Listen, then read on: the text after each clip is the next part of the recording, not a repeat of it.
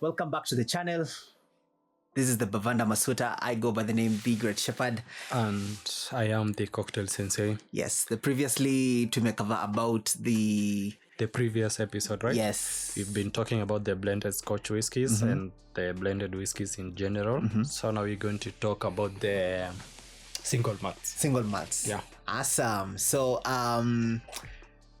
most of you guys don't know what single malt whiskies are, right? So the Great Shepherd, could you give us a definition of the single malt whiskies? Yeah. So single malt whiskies, they are whiskies that have been malted from barley, and from single distilleries. Yeah, okay. Like kama hiyo mtaa yenu kuna kuanga na distillery fulani inatoaga nini, that only distillery if it can produce whiskey from 100%. Yes, 100% malted barley. Ka kuna hiyo yenye inatoaga whiskey kwa hiyo mtaa yenu, now the name of that whiskey we can call it a single malt whiskey, right? All right. So you mean that when you're saying about a single malt whiskey, we're talking about a distillate of single malted barley, that's 100% barley. Yes. From a single from distillery. A single distillery. Yeah. Okay. That's now those are the kind of that's all about the single malt whiskies, right? Yeah. Now that we're done with the definition of the single malt, can you give us the production process of the single malt? So the production process of the single malt, as they can see, there's a chart there talking about the production process. The first process is all about malting. This is where you take the barley grains and they are soaked in water to initiate germination. Okay. And the reason why they have to initiate the germination is because once the natural triggers of that grain ikishakuwa triggered, that it has all the required conditions of germination, for germination, of which the previous episode tulisema kuna water, moisture water, yes, kuna oxygen and temperature. Yes. So what happens is that once those conditions are favorable for germination, and that happens between 48 to 96 hours, right? Yes. Yeah. So the moment ishaanza kuinitiate germination, biologically that grain, it converts the starch into sugar so that it can be used for the growing of that. So you're saying that once you've done the fermentation the malting process, that is soaking them in with water and leaving them for between 48 to 96 hours. Yes. They germinate, right? Yes. With the conditions necessary for germination. Yes, once they germinate, the starch yenye iko hapo ndani ya hiyo grain ina convert yago into sugars naturally. That is after you germinate them, you get to do something called you dry them first. You dry them last to do it, to terminate the germination process. Yes. Once you terminate the germination process, you get something dry and then you mash them. Yes. It is grinding them. Yes. Once you grind them, now that's the second process. That's the second process. Yes. After drying, you get to mash them to get a coarse flour. Yes. Kusiaga umepata flour yenye si ngumu sana, like haiko fine, ni kama the other section of hii wakamba mnakulanga itangwa mothokoi. Not mothokoi. It's a little bit finer than mothokoi. After mothokoi kuna kitu inatangwa you get huko kuna kisiagi fulani unazungusha na mkono. Once umezungusha na mkono inatoanga vitu mbili. Yes. Kuna filters kubwa zenye ni coarse flour, and then you've got the fine one, ile ni smooth like kama ya unga ya ngano. Smooth. But kuna coarse yenye iko nyuma ya unga ya mahindi. That's the coarse. That coarse flour, during the mashing process, you add some hot water. The moment you add the hot water, you get something called mash in the mash tun.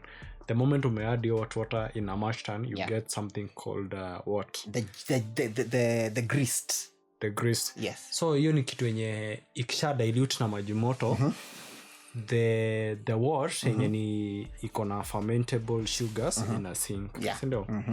And that's where you get inaadiwa the yeast. Una add the yeast for fermentation. So yes. Then after fermentation, you know the other process. That's where they get to distill it. Yeah. So the distillation process. Yeah. So the they talk about the pot still na gani ingine.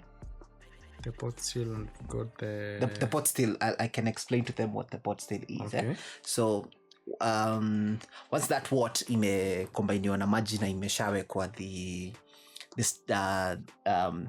what do you call it, the yeast. So that yeast ikishaanza kuhitiwa, it's heated in steel barrels, but those steel barrels they have an extension as they go inenanga ikigete ginarwa. So where the extension is getting to go, that's where it gets to be introduced into lower temperatures from where they're being heated from. So that way they get to condense back into liquid. So but the things that we are that we are condensing here now, it's the 100% pure alcohol. The ethanol, right? Ethanol. Let's call it ethanol. But at that time inakuanga colorless. Yeah. Then after you get the ethanol, that is 100%. You do what? Yes, that's what to do the dilution. The dilution of it to get it to the required amount that it is, that it can be better for human consumption. Yeah. Then I think from there, we can tell them about how they so after you do the diluting, then that's where you get to hedge these things in oak barrels. Yes. Either the cask, the sherry cask, the bourbon barrels, to get the desired outcome of the whiskey you want to have. Yes. That is tasty wise with the aromas and everything still. Yes. So you've done the first step, that is mashing, fermenting, distillation, and then we can talk about bottling. Aging, aging, maturation. That is aging and the maturation. Yes. And the bottling process. Yeah. So that it can be taken to the market out there. Yeah. But when you're talking about single malts, that means the entire process inafanyika in one individual distillery. Hakuna kuchukua kitu ingine place ingine, kama vile tutaongea about the blended whiskies from the previous episode. Hakuna kuanza kuchukua vitu zingine ati zinakuja kuongezwa, unaanza kuzichanganya. So hiyo inafanyika kama tunamesema distillery yetu iko Kawangware. Tunamalizia process yetu hapo, tuna age, tuna bottle hapo. Kama ni Roysambu hapo like hakuna ati kuanza kuchukua things from ati different places. Tuanze kuzi blend hata mama nini. So that is a single malt are produced. Now we're going to the next step of how to serve these things after tumefanya bottling, tumeziweka kwa soko, tuuze. Tell us how they are. Tukifika kwa bar, I think we've got to serve them in maybe 3 or 4 different ways. First, we can serve them in the shooter glass, in a shot glass. Them napiga shot bottoms up. The second one tutafanya neat, that is maybe in a whiskey glass with nothing else, like make a double kwa whiskey glass. That's it. Unaisip tu pole pole hivyo and you get to experience everything in your whiskey, that is from the fruity taste, the smokiness. You get to feel what else, the vanilla in the oak barrels, whatever, everything. And as we were saying, that these whiskeys, they get better with time. So we've done serving this whiskey as a shooter, neat. Now we're going to the third way of serving this whiskey, that is on rocks. That's where you get to add some ice cubes. But when you're adding some ice cubes, you've got to ask the guest how he or she wants the whiskey served. Mwingine atakwambia on rocks but on the side, ama ice on the side. Akikwambia on rocks, weka maybe cubes 2 ama cube 3 kwa glass, whiskey yako unampatia. Akisema ice on the side, utampatia ice maybe kwa ice bucket. Unatumia kama maybe hamna ice bucket, unaweza choose another whiskey glass, umweke ice cubes, umpatie tongs, umpatie, sindio? Akisema with a chaser ama as a long drink zampatia whisky yake na coke, whisky yake na maji, whisky yake na what else, Sprite or water, Sprite, juice, whatever she wants to consume the whiskey with, unampatia tu, is free to to sample everything. So we're going to the next step ya kuserve this single malt, of which I haven't came across a whiskey yenye single malt inaserviwa as a cocktail, unless guest ni ule msemo mwenye amejiamini kama ni whiskey yangu nitaikunywa Singleton, kama ni cocktail yangu ya whiskey like serving the whiskey as a cocktail, unless msemo amesema my cocktail tumia Singleton, whiskey yangu tumia any other single malt brand, of which you have to charge them on that. You've got to charge them extra juu these single malts zikuwa kinda expensive compared to the blended ones.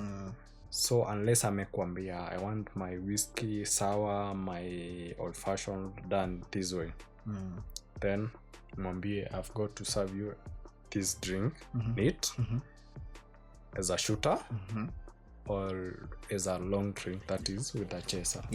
But as a cocktail be careful, because ukienda kuserve hizo sijui as a cocktail manze utajishtukia umepigwa shot jingine hapo, ama the cost controller ama whoever is in charge of the bar amekuja amekwambia umeharibu stock juu maybe umeuzia mgeni whiskey maybe 2000 per tot kama cocktail, na cocktail yenyewe maybe ni 1000, unaona, it's not even worth na maybe umetumia double, that is 4000. Umeharibu kazi. So single malts I wouldn't recommend zitumike kwa cocktails.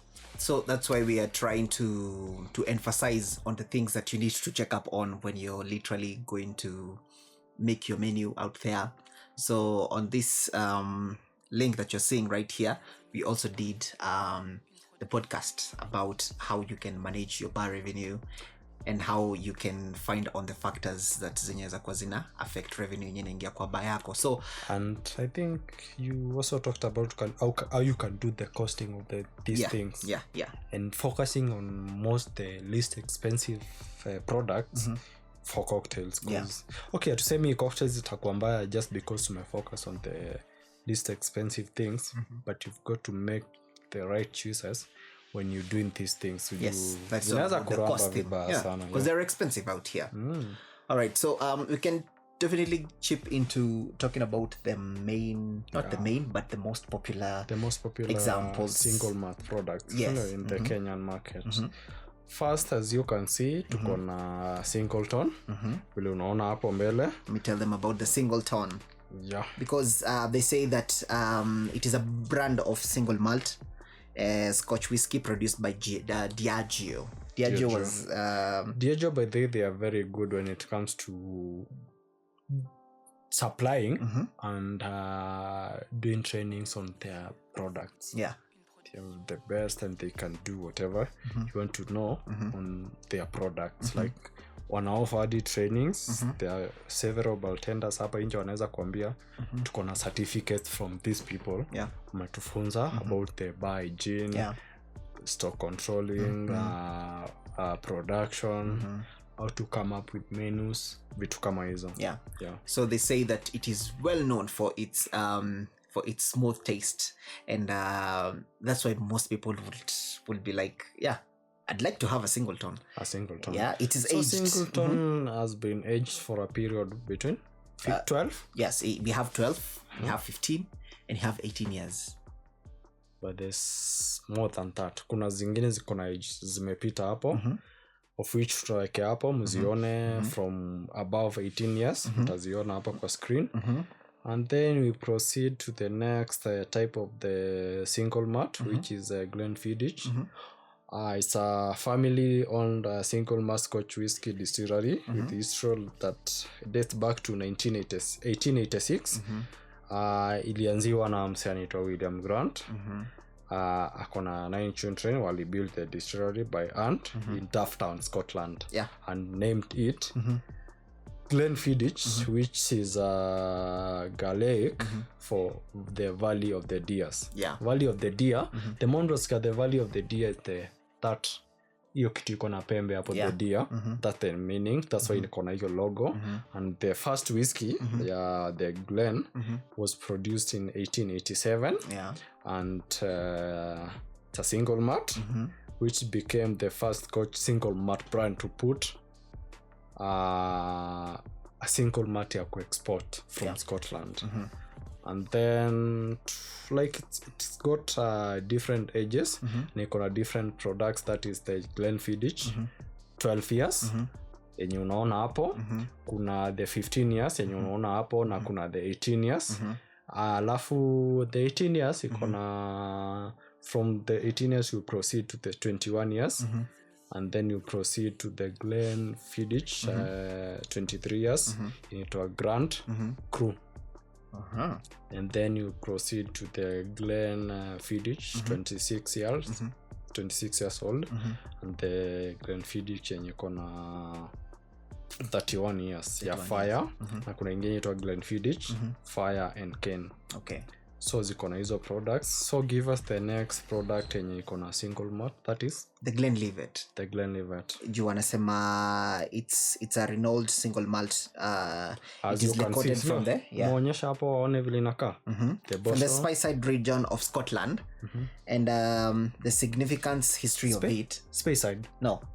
Speyside. Okay. Yeah.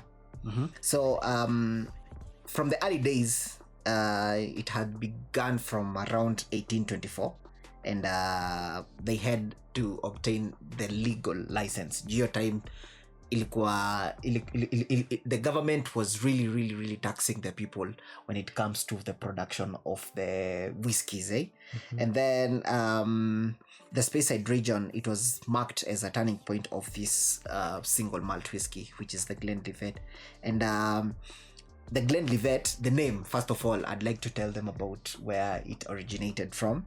From the Smith's success that led into the imitators, and the term Glenlivet became the synonymous with high quality Speyside whiskey. So they had to know what they need to do so that they can protect that reputation. And that's when they got to eventually obtain the trademark of that name, and then they ensured its exclusivity. And that's when they decided that that's how you're going to go about it. Kama ile time ulisema unataka kujita sensei, that's how people will definitely get to address you, because that's what you've chosen to expose to them. Yes. So that's what they did from the Smith's company. And then when you're telling about the Glenlivet, it's got age period. Yes. Do you have particular age periods of this product? Well, from the distillery, they've gotten to produce, it was 12 years and older, 15, 18, and then it has the most associated taste, or the most associated feel that most people definitely get to have is the smoothness. And then it has two flavors when they get the flavor of the pear and apple, and some as they get to age, zingine zina getting ku capture the citrus flavor. And then it was the cask, the finishes zinakuwaga distinctive, sababu the Smith had to figure out something that they need to come up with so that they can distinguish that from the others. So if you look at the cask that they were used to use to age this thing, hizi tunaonyesha, that's used to be the biggest thing that used to distinguish the Glenlivet from other single malt whiskies from the world. Okay. Yeah. So that now that you're done with the Glenlivet, you're proceeding to the next single malt, which is the Talisker. Talisker, as you can see, is a bottle yenye iko from Ireland. It's an Ireland single malt Scotch whiskey based in Scotland. and the owner ni Diageo, as you've said, from the one who is doing the supply of the Singleton, and it got the aging period of between 10 years, 18 years, 25 years, and 30 years, and also kuna 35 years. And then the distillery is operated by Diageo and Talisca's 10 years old whiskey has been nominated, imekuwa nominated for some period as the best selling single malt. So meaning it's one of the best single malts tuko nazo. Na it's not that popular because ukiangalia most kwa Kenyan market utapata popular ones ziko the likes of kina Glenlivet, Founders, 15 years na maybe the 18 years na Glenfiddich. But there are much more, of which the Great Shepherd is going to tell us about the next single malt whiskey yenye Macallan. The Macallan, yeah. So for those who know about the Macallan, as you can see, Macallan inakuaga, the reason why it's popular, it's because of the sherry cask maturation, and that is its main key characteristics zenye ishaikuwa exposed out here with the people. And it is still considered the most prestigious the south region of the whiskies, that is but part of the Speyside region in Scotland as well. But the things that makes it really special, these are the key characteristics, that the fact that it is the maturation is done in the sherry cask, and the sherry cask, they bring the flavors of dried fruits, spices, and the oak to the whiskey. So the moment umechukua umeanza kuiswal, those are the kind of characteristics that you get to have with this, the Macallan. And then it's done with the small pot distills, and the reason why the small pot stills they're used for this is to contribute to the whiskey's delicate, refined character. So you find that they're more refined compared to others. So there are people who would prefer to have the Macallan because they feel probably it's smoother than Akina Singleton. They're lying in the same characteristics, but kuna mseta kuwa like, I prefer this to this. You find that some of the characteristics that they have is because the sherry cask, they have those dried fruit flavors. So for people who are really looking into drinking or consuming whiskeys that have got way much higher flavors compared to the ones that are in the what do you call them, the finished blended whiskeys. So Macallan also have those kind of flavors, the dried fruits flavors. Now you'll find them in different ages. The most common one ni Macallan 12 years. You know, nimeshikuana in most bars. I've not come across 15 years, but I'm sure it's there. Right? And 18 years as well.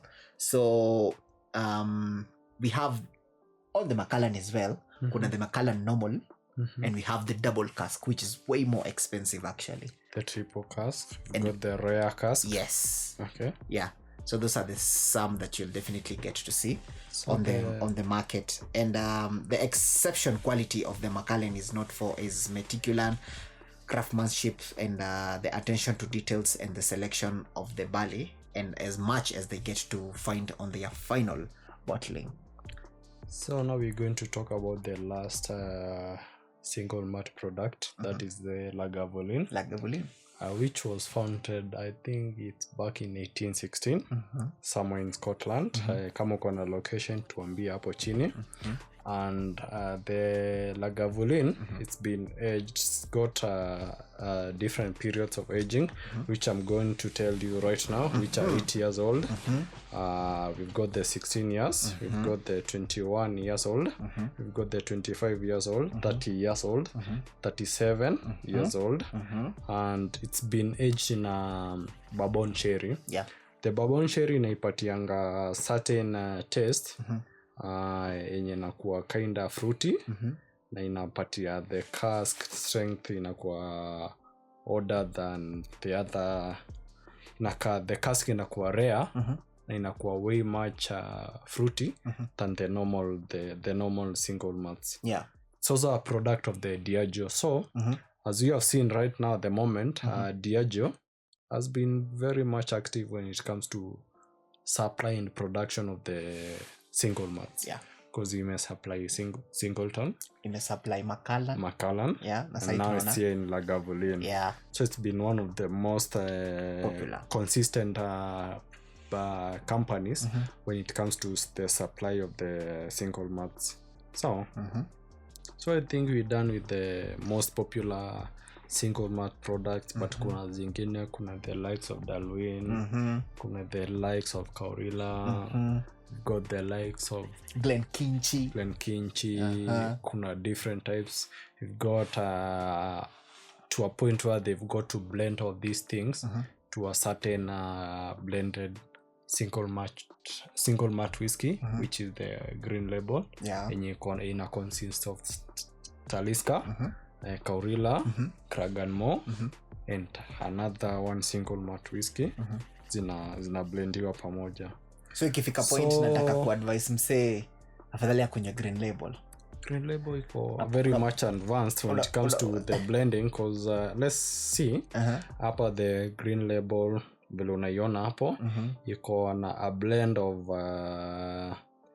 iko na blend of Kaurila, that is a single malt. Iko na a blend of Talisker, bado ni single malt. Na Talisker, when you are talking about Talisker, kuna Talisker Storm. It's a single malt. So you remember? Then kuna Kraganmore. Wacha tuonyeshe hapo tutaandikia hapo the single malts zenye zimetumika to come up with the green label, which is a blended single malt Scotch whiskey. So as they can see, these are the products zenye zimetumika. Ziko around 4-5 of them. It has a blend of let's see.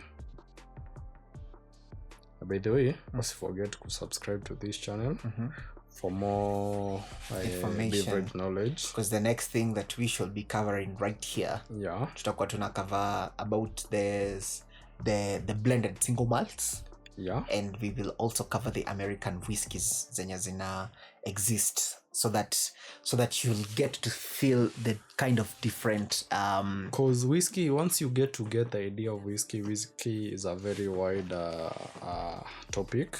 Na iko na different things. That's unapatanga when you're going to get maybe things to do with interviews in these popular brands. When you're na deal na whiskey sana, kuna specific side for the whiskey experts, because you've got to be good enough kukua hapo, and that's what we're trying to do to you right now, to make sure you've got the knowledge to do with whiskies, from blended, from single malts to the Irish and the whatever type of whiskey iko in the universe. So talking of green label, wanasema the primarily for single malt whiskies, they are Talisker, Linkwood, Kraganmore, and Kaurila, with Talisker providing the smoky notes. Yes. So ziko 4 products, that is Talisker, Kaurila, Kraganmore, and Linkwood.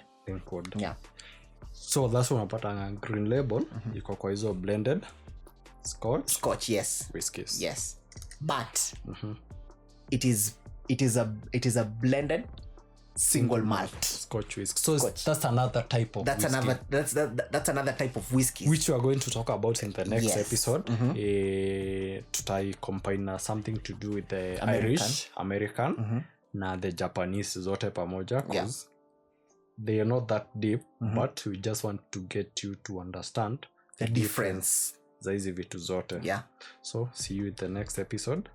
Cheers man. We're going to make sure you get to understand these things. Salud.